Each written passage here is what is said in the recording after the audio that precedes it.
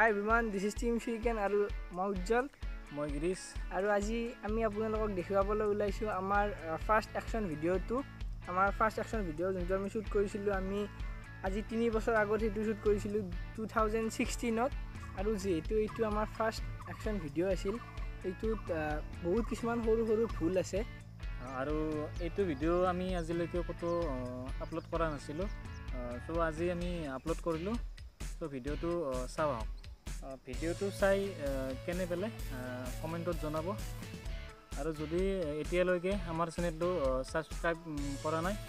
subscribe কৰি ল'ব like কৰিব শ্বেয়াৰ কৰিব